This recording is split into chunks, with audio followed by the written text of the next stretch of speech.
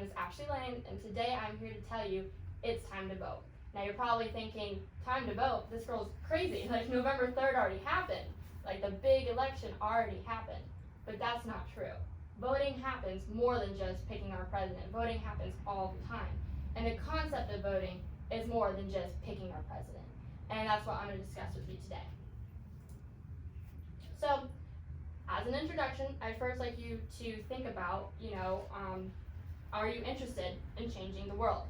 And when you think change the world, cure cancer? No, not that big. I don't know, I'm not a doctor, I can't cure cancer, but I can still change the world. Changing the world is making decisions every day, furthering what you believe in every day, helping someone else out that will help their world. Maybe you change their world.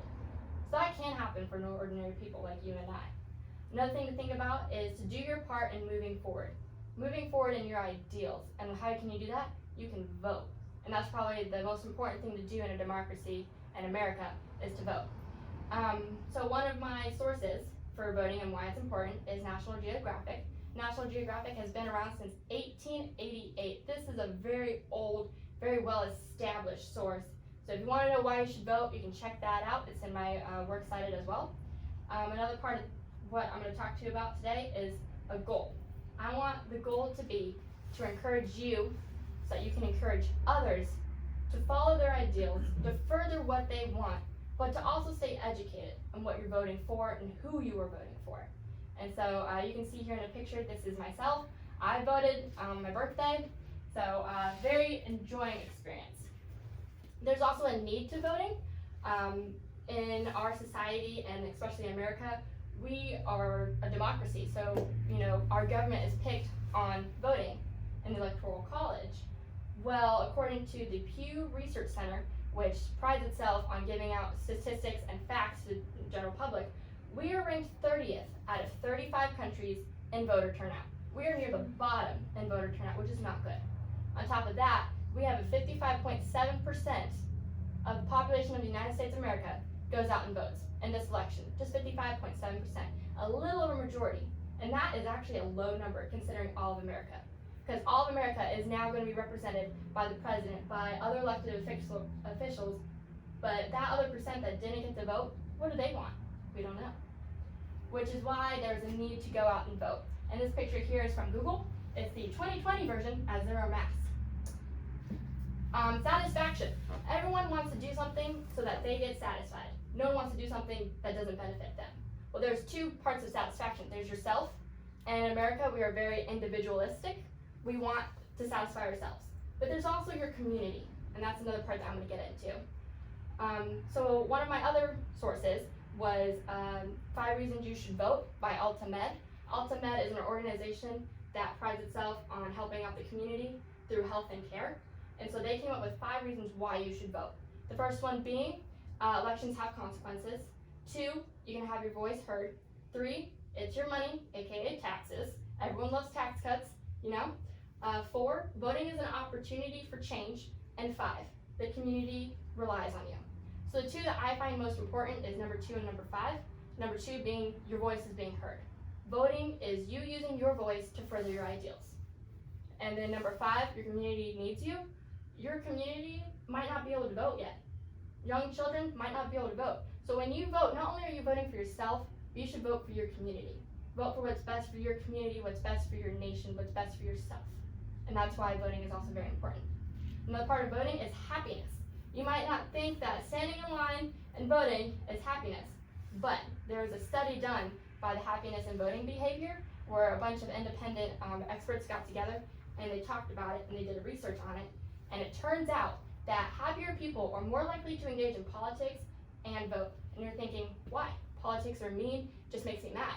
Well, it turns out when you take your ideals and you go out and you further them by voting in a democracy, you are using your freedom, your privilege, and you are doing something that day.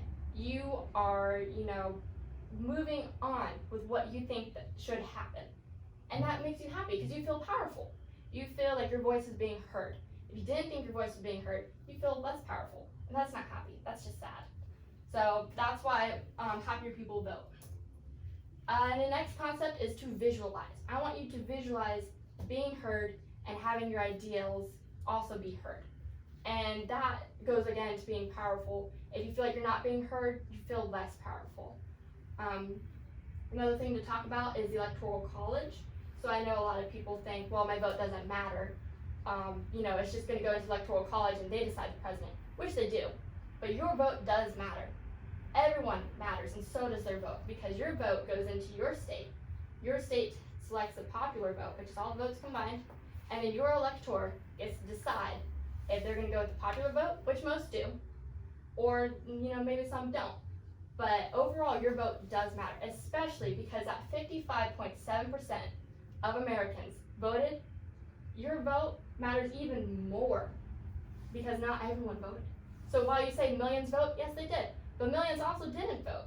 So your vote counts more now than it might even in the future.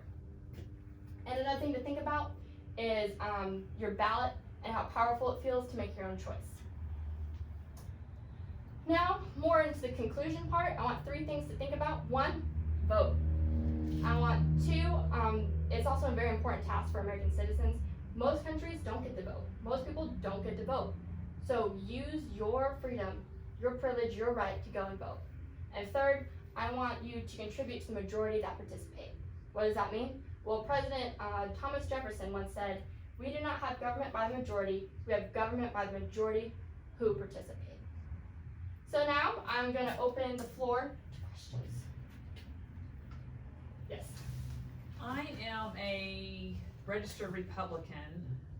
So when I go in to do the final vote for the presidency, am I allowed to vote Democrat if I change my mind?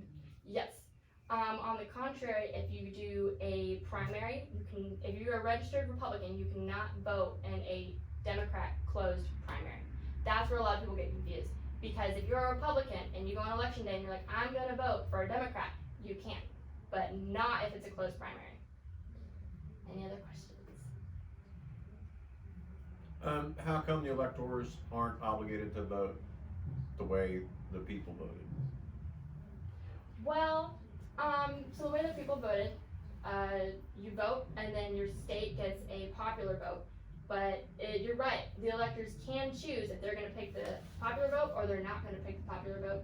So in the Constitution, that's what they can do. And right now, we are having a lot of, I'd say, issues with figuring out if we want to do it the popular vote way, and electors have to pick the popular vote, or they can go their own way. So right now, yes, they can go their own way. It's not, usually nice of them to go their own way because their state picks something different, but it is an option. And so that is all the time I have for you guys. Thank you so much.